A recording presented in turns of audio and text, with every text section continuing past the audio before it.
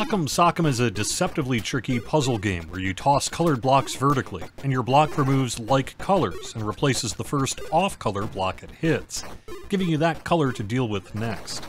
Getting through the stages means learning which order to throw to avoid getting stuck. You move on to the next stage if 4 or fewer blocks are left over. Your game ends if you run out of throws, or if you end up with a block that can't reach another block of the same color. Clearing a stage of a color removes a throw, but gives you a wild card block that becomes the second color block it hits. There are 29 stages in total, and the game is deliberately meant to be able to be completed within about an hour or so, although I wasn't able to do it that quickly myself. There are 3 levels of difficulty and a local-only leaderboard. The VCS Classic joystick is supported and works well. Block'em Sock'em is published by the immortal John Hancock, who has been making retro game videos on YouTube for more than a decade. He's made quite a few physical release games for retro consoles, mostly to offer at conventions, but he's also released 4 games digitally on the Atari VCS. This, along with Catacombs of Chaos, Game Panic 3, and Retro Game Quest. He's one of the larger YouTubers making videos about the VCS and has been editorializing about it since the console's launch. This VCS release is based on the Atari 7800 version of Block'em Sock'em, and as such utilizes the Atari OS 7800 emulator.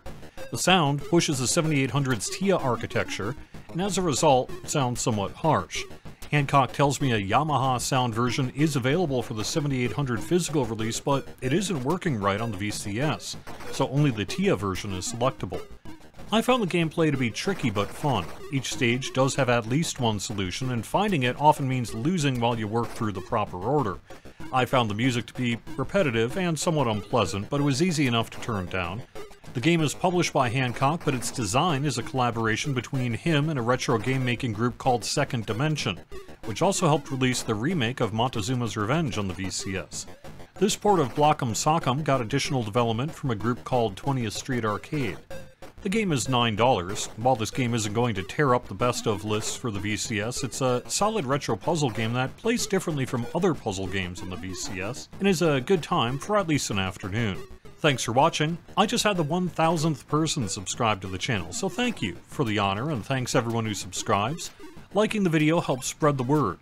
This channel's deliberately no profit, so no worries about me starting to monetize. Unless I get enough subscribers, I'd be a fool not to rethink it. Doesn't seem likely. You watching is why I keep doing this. I'll have a look at the VCS's first party game, an indie vertical shooter, and more in the coming weeks. Have fun!